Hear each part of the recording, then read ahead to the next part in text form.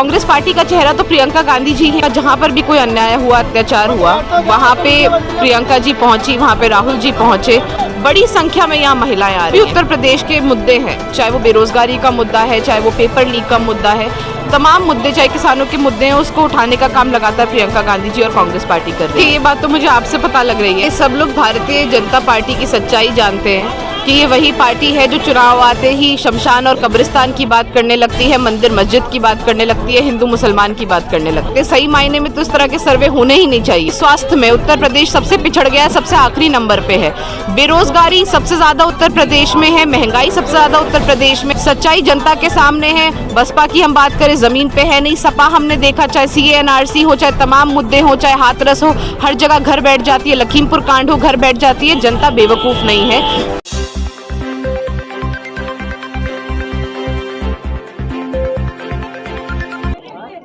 नमस्कार, मैं भी मौजूद हूँ नोएडा 61 विधानसभा।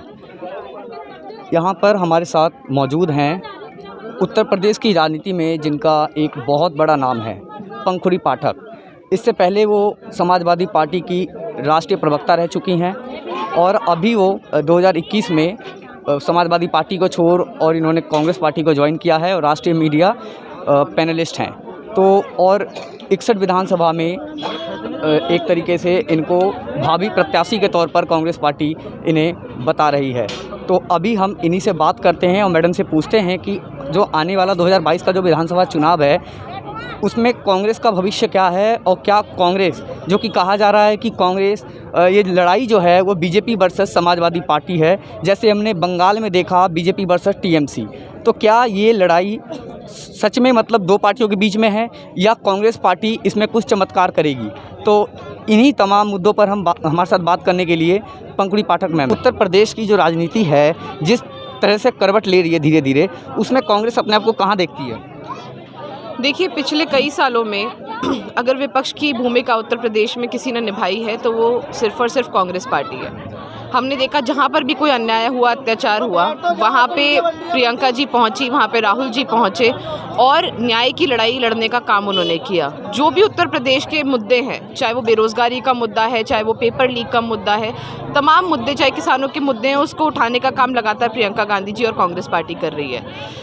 पूरे हमारे यहाँ जो एक सोच है कि शायद जाति के बाहर राजनीति नहीं है, मेरा मानना है कि उसमें बहुत बड़ा बदलाव आ रहा है। और अगर आप मेरी सभाएं भी देखेंगे, आज जैसे यहाँ पे सभाएं थी, बड़ी संख्या में यहाँ महिलाएं आ रही हैं। कहीं ना कहीं जो प्रियंका जी ने लड़की हूँ लड़ सकती हूँ की बात करी है, महिलाओं के सशक्तिकरण की बात करी है, वो पूरे प्रदेश की राजनीति को बदल रही है और खासकर महिलाओं में एक बहुत जोश है। 2017 में जब विधानसभा चुनाव हुआ था उसमें कांग्रेस पार्टी का जब वोट प्रतिशत देखा गया, उसके अंदर कांग्रेस पार्टी को लगभग 80% जो वोट मिले थे वो महिलाओं ने दिए थे। तो क्या प्रियंका गांधी ने इस मतलब पिछले विधानसभा चुनाव के रिजल्ट को देखते हुए ये नारा दिया है? देखिए, ये बात तो मुझे आपसे पता लग रही है, लेकिन प्रियंका जी का ये मानना है कि महिलाओं की भागीदारी राजनीति में होनी चाहिए, उनकी आवाज़ राजनीति में आगे बढ़नी चाहिए। और वो जहाँ पर भी पूरे प्रदेश में गई, उन्होंने लड़कियों से, महिलाओं से खास तौर पे बात करी और उनको ये समझ में आया कि महिलाएं चाहती हैं कि वो मूक दर्शक बन के ना बैठी रहें, उनकी भी आवाज़ सुनी जाए, उनको भी भागीदारी मिले। और लड़कियों की, महिलाओं की बात सुनने के बाद वो इस नतीजे पे आई कि अब वक्त आ गया है कि राजनीति बदली जाए।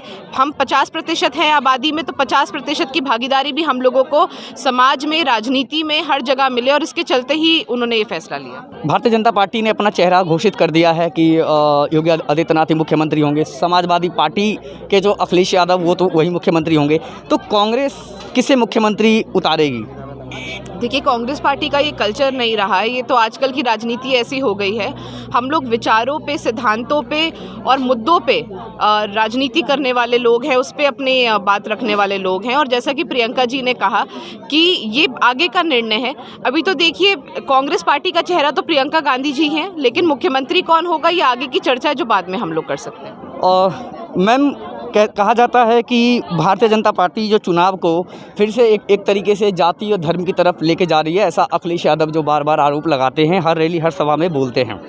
लेकिन योगी आदित्यनाथ हैं, वो भी एक चैनल से बात कर रहे थे। वो बोल रहे थे कि मैंने उत्तर प्रदेश में सुशासन, विकास जैसे मतलब कि मैंने काम किए हैं, तो मुझे जो अगर वोट मिलेगा तो मुझे विकास और सुशासन के नाम पे मिलेगा, ना कि और रही बात धर्म की, तो वो जो मेरा धर्म है, जो मेरा भगवा है, उससे बस विपक्ष मतलब डरता है। इसके बारे में आप क्या कहेंगी? देखिए, सब लोग भारतीय जनता पार्टी की सच्चाई जानते हैं कि ये वही पार्टी है जो चुनाव आते ही शमशान और कब्रिस्तान की बात करने लगती है, मंदिर मस्जिद की बात करने लगती है, हिंदू मुसलमान की बात करने लगती है।